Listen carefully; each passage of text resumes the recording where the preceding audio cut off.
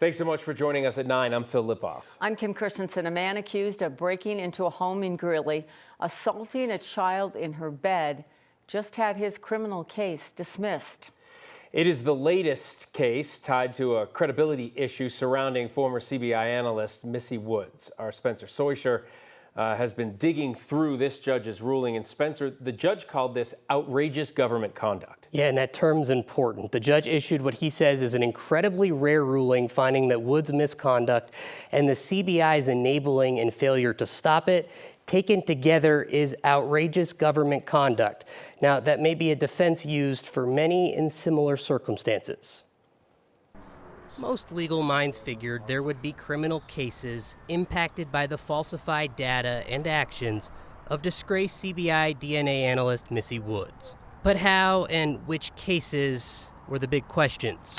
A Weld County judge has dismissed a 2018 sex assault case tied to Woods on the grounds of outrageous government conduct. What is outrageous governmental conduct? It is conduct that shocks the universal sense of justice, that deprives the defendant of fundamental fairness. 9 News legal analyst Scott Robinson says that ruling of outrageous government conduct could form a defense for people convicted in cases involving Woods. Judge Vincente Vigil ripped the CBI for failing to stop Woods despite receiving reports of her misconduct, including allowing her to work on cases like the child sex assault case dismissed this month. The idea that the CBI then tried to cover it up, that's what Judge Vigil found to be outrageous governmental conduct, justifying dismissal. The judge wrote, Miss Woods chose to become a cancer within the Colorado Bureau of Investigations, and that agency chose first to ignore, then place a bandage on the tumor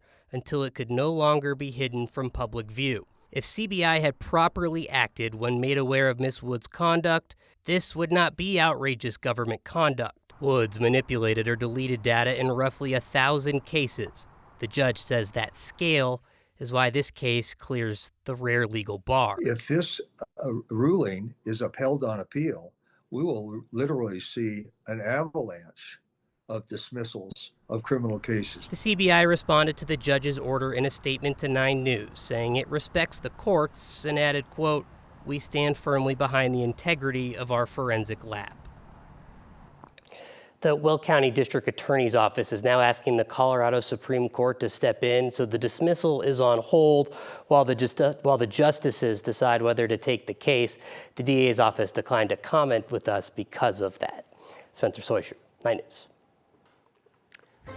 Another hot day in Denver. The city reached the 90s again. The chance for showers and storms return tomorrow. 9 News senior meteorologist Chris Bianchi is here with our first look at our forecast coming into midweek.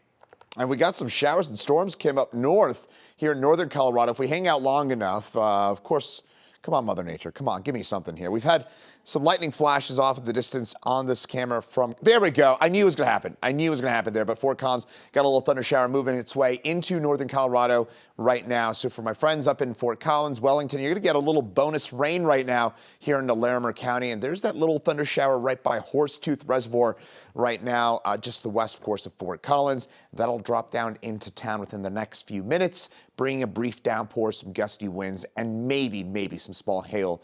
And otherwise, seeing some of those showers here along northern parts of Weld County as well. Denver, things are quiet right now. We do have a boundary moving through. So Denver, things are quiet at the moment, but I wouldn't be surprised if we get some rain showers in the next little while and perhaps a clap of thunder in the next few minutes as well. But as we head over the rest of the evening, again, some rain showers possible in Denver, better chance north of town in Larimer and Weld counties.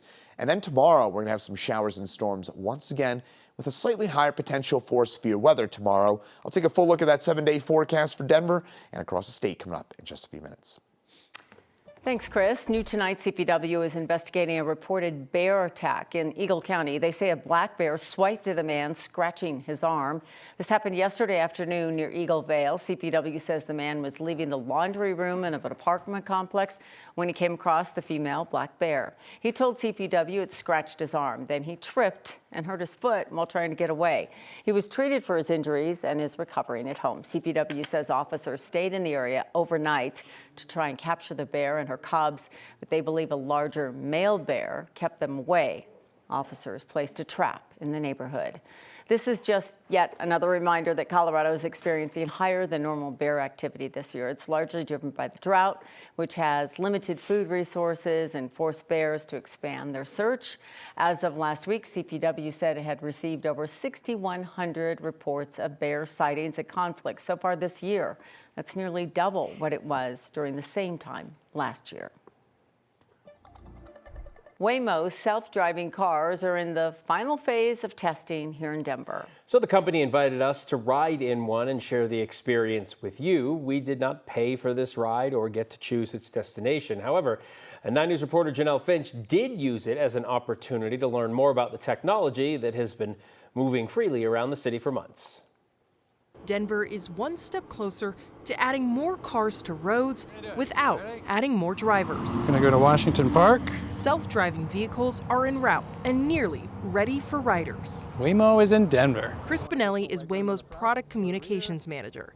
He says fully autonomous cars are in the final phase of testing in Denver. Each car relies on 13 cameras with radar and laser technology. Certainly without that driver there, it really changes the dynamic, I think, of how people experience the service. Inside, Benelli says cameras are always on, but someone isn't always watching. Microphones will only activate if a rider needs a support team. Right, it's just one way for our team to help if needed. But certainly, that is not always being monitored, and there's no reason, for us to do so. He says Waymos should be able to navigate construction zones or adapt to traffic changes. If needed in more extreme situations, we have a remote support team that can kind of look into the vehicle, give it contextual information, really give it a little assist as needed. Last winter was Waymo's first in Colorado. Even though conditions weren't typical, Benelli says Waymos are prepared to drive in snow. But we have tested in multiple other climates where we know, we're able to get that rich driving experience. Is it a tuck and roll situation? No, it is a gently pause, pull to the curb. Don't forget your phone, keys, or wallet, and any items in the trunk. Benelli says he knows self-driving cars have to earn their trust in Denver. He believes once Waymo is available, fully autonomous cars will have a regular place on roads. We fully intend to serve Denver and are here to make this a home for the long haul.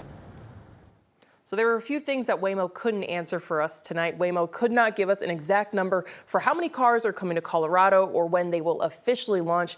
They did say that they'll only serve the Denver metro area for now, and cars won't be programmed for highways yet, which means no rides to the airport, at least not yet. Okay. I can't imagine going to the airport, to be fair, just Penny Boulevard and everything like that. But overall, how did you feel?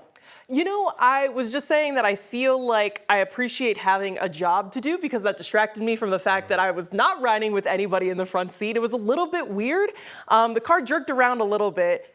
I can understand the interest and wanting to try it, but I'm also glad that I was paid to try for my first time and maybe my only time for me personally. Right. All right. And just quickly, construction? How's it Construction, gonna navigate? they say that they're going to be able to get around it, but obviously we know that construction is a constant thing in Colorado, constant thing in Denver. So we'll have to see if it's actually going to be able to navigate the different traffic changes when the lanes change and switch and all of that stuff. So Brave new world. Yeah, we'll see. All right, Janelle, thank you.